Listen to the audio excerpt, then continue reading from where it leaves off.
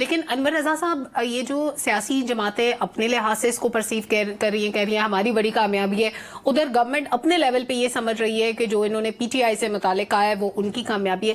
اصل میں یہاں پر کامیاب کون ہوا؟ یعنی جو الیکشن میں باضابطگیوں کی بات وہ کر رہے ہیں اس پہ پاکستان ڈینائی کر رہا ہے، وہ کہہ رہا ہے ایسا کچھ نہیں ہوا، انہوں نے پرسیو کرنے میں غلطی کی ہے، تو ہم بات چیت کریں گے تو معاملہ کلیئر ہو جائے گا. لیکن جو ہماری پی ٹی آئی سے متعلق ہے وہ یہ کہہ رہے ہیں ہماری جیت ہے، گورنمنٹ والے لوگ کہہ رہے ہیں کہ ہماری جیت ہے. اصل میں یہ کون جیتا؟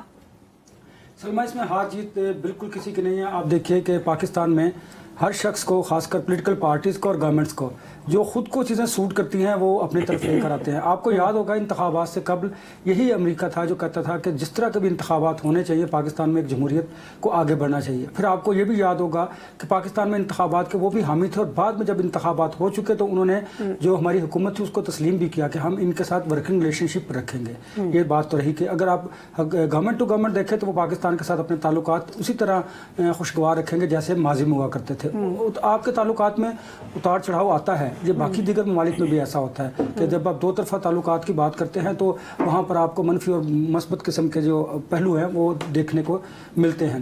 اب اگر بات کرتے ہیں پاکستان تحریک انصاف کی، تو دیکھیے کہ جو لابی فرم ہائر کی گئی اس کا مقصد کیا تھا. مقصد یہی تھا کہ پاکستان کو بیرونی دنیا کی وجہ سے دباؤ ڈالنا، اور وہ دباؤ ڈالنے میں کسی حد تک کامیاب رہے ہیں. اسی لیے لابی فرم ہائر کرنے کا مقصد انہوں نے اچیو بھی کیا ہے. دوسری بات یہ ہے کہ وہ میں نے آپ کو یاد ہوگا پہلے بھی بتایا تھا کہ انٹرنیشنلی انہوں نے ایک وائٹ پیپر بھی جاری کریں گے، اور انٹرنیشنل کمیونٹی جو ہے ان کے ساتھ انگیج ہے. رؤف حسن صاحب جو ہیں وہ یہاں پر پاکستان میں جو مختلف ممالک کے سفیر ہیں ان سے ملاقاتیں بھی کر رہے ہیں، اور وہ فارم 45 47 اور انتخابات سے متعلق جو دھاندلی ہے اس سے متعلق بریفنگ بھی دے رہے ہیں. ایک تو یہ بات ہے، اسی وجہ سے یہ انتخابات کا شور مچا ہوا ہے. لیکن یہ سیاسی شور ہنگامہ اپنی جگہ پر رہے گا، حکومت کام کرتی رہے گی، دیگر جو مالک ہیں وہ پاکستان کے ساتھ اسی طرح کے تعلقات رکھیں گے. اتار چڑھاؤ آتا رہتا ہے تعلقات میں، وہ سیاسی جماعتوں کی طرف سے ہوتا ہے. آپ کو یاد ہوگا کہ یہی بانی پی ٹی آئی تھے جو کہا کرتے تھے کہ میرے خلاف امریکہ نے سازش کی. پھر وہ اپنے بیانیے سے انہوں نے یو ٹرن بھی لیا، اور پھر ایک وقت آیا کہ وہ امریکہ سے کہنے لگے کہ آپ میرے ساتھ تعاون کیجئے، میری مدد کیجئے کہ میرے اوپر جو کیسز بنے ہیں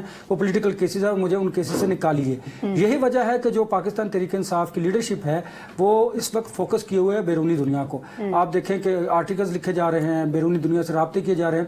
اب اس ساری سچویشن کو دیکھنا ہوگا. جب بانی پی ٹی آئی وزیر اعظم تھے اس وقت انہوں نے جو ہمارے خارجہ پالیسی تھی وہ کیا تھی، انہوں نے کتنے ممالک کے ساتھ تعلقات جو ہیں وہ خراب کیے. اس کا نقصان ان کی ذات کو کم ہوا لیکن پاکستان کو زیادہ ہوا. اب جو گورنمنٹ ہے میں سمجھتا ہوں کہ امریکہ اس کے ساتھ کام کرنے کو تیار ہے، اور پریکٹیکلی آپ دیکھ بھی رہی ہیں. اور یہ جو سیاسی شور ہنگامہ ہے یہ اپنی جگہ پر قائم رہے گا. اس سے پاکستان تحریک انصاف اپنی فتح کہے گی. اور میں سمجھتا ہوں کہ حکومت کو اب دانش مندی کا فیصلہ کرنا چاہیے، دانش مندی سے کام لینا چاہیے کہ انہیں اپنے کام پر فوکس کرنا چاہیے. یہ سیاسی بیانات کے لیے وزیر اطلاعات ہوتے ہیں، باقی پارٹی کی پالیسی ہوتی ہے وہ جواب دے، لیکن گورنمنٹ اپنا کام کرے، کیونکہ ملک کو جو درپیش مسائل ہیں وہ ان کا حل سنجیدگی سے نکالا جائے گا اور تمام پولیٹیکل پارٹیز کو آن بورڈ لیا جائے گا. ادروائز آپ دیکھیں حالات خراب ہوتے جائیں گے. ایک پچھلے ماہ دیکھیں تو گیس مہنگی ہو جاتی ہے، پھر بجلی مہنگی ہو جاتی ہے.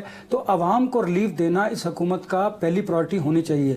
وہ تبھی ہوگی جب آپ کی اکانومی کی سچویشن جو ہے وہ بہتر ہوگی. بالکل ٹھیک ہے، اکانومی کی سچویشن کو دیکھنا. 2 کروڑ روپیہ مہینے کا لابنگ فرمز کو دے رہے ہیں، اور اس کا امپیکٹ بھی ان کی نظر میں ان کی کامیابی ہے.